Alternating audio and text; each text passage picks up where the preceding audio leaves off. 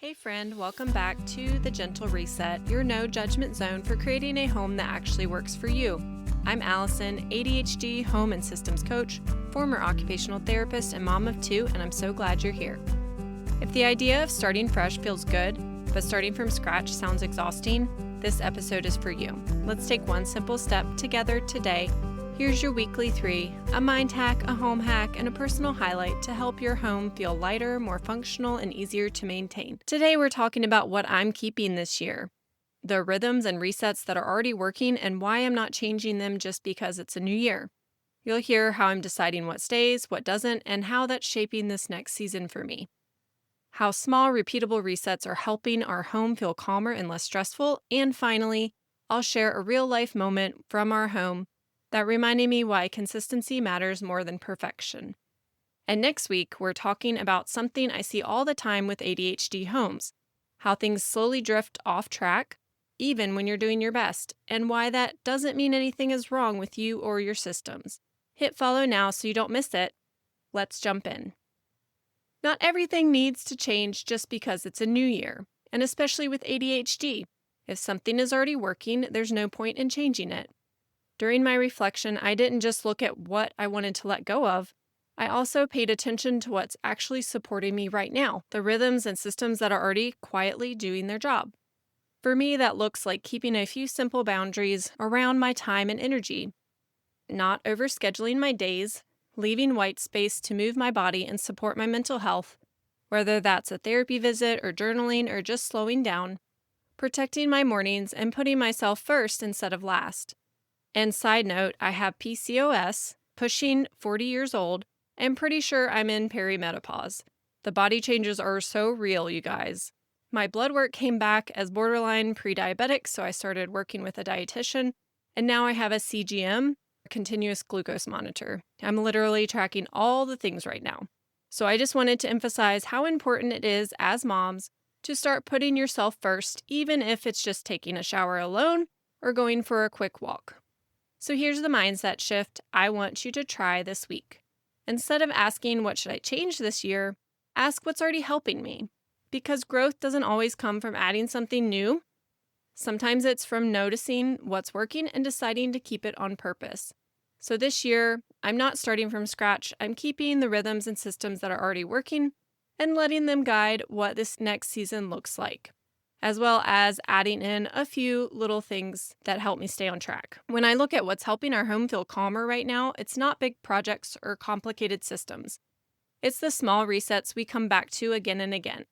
The ones that take less than 15 minutes and actually lower visual overwhelm. 2 that I'm intentionally keeping this year are 1, the kitchen reset. This one I talk about a lot because it actually works.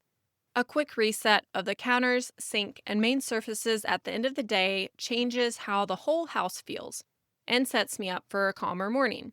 Not a deep clean, not every drawer, just getting the kitchen back to functional so I'm not waking up to chaos. That one reset alone lowers my stress in the morning and makes it easier to start the day without feeling behind. And the other one is the drop zone reset. The space where bags, shoes, papers, and random stuff pile up is always the first place to get chaotic. Instead of trying to keep it perfect, I reset it often. 5 minutes, clear the surface, put things back where they belong, and I'm done.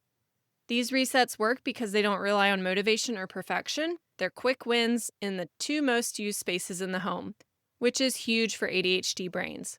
So if you want a starting point, I'll link my kitchen reset freebie in the show notes.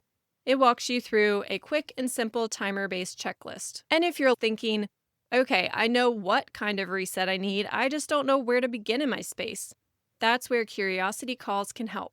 Sometimes you just need another set of eyes to help you see what's actually working and what isn't. I want to invite you to schedule your free call through the link in the show notes. I would love to help you stop feeling stuck, overwhelmed, and behind in your home. Now let me share a real-life moment of what this looks like in our home. My kids are what I call living room kids. Plus, we have no playroom, so the majority of their toys live in their bedrooms. They love pulling toys out of their rooms and setting up a full-on worlds in the living room. Forts, tents, Barbie setups, Magna-Tiles, all of it. And most of the time I let it happen because I love their creativity and I don't want every day to feel like a battle over the mess. But by the end of the weekend, stepping over toys, visual clutter everywhere, feeling overstimulated the second I walk in the room, it was a lot. So instead of letting it drag on or getting frustrated, we did a full family reset. We all pitched in, each taking a category of toys or tidying up the couch. The kids helped move things back in their rooms. We cleared the living room together, and once it was done, the energy in the house completely shifted. That's something I want to normalize. Sometimes it takes the whole family to reset a space, and that doesn't mean the system failed. It just means life happened. And resets don't have to be dramatic or perfect. Sometimes they're just everyone jumping in for 20 minutes so the space can work again. I don't expect my 8 and 6-year-old to do it all by themselves either. Leading by example really makes a difference. Turn on a timer or some fun music if you need to. That's a rhythm I'm keeping this year. And that moment is such a good reminder of this. Your home is allowed to be lived in. Resets can be quick and perfect and still incredibly effective, and sometimes the most supportive rhythm is simply doing it together. Well, that's it for today, friend. If this episode spoke to you, will you send it to a friend who needs it too? It's always comforting knowing that we're not the only ones struggling. And if you have a second, leaving a quick review helps me reach more ADHD women who need support in their homes. Remember, one small shift at a time creates momentum. You're doing better than you think, and I'm so proud of you. See you next week on The Gentle Reset for another weekly 3.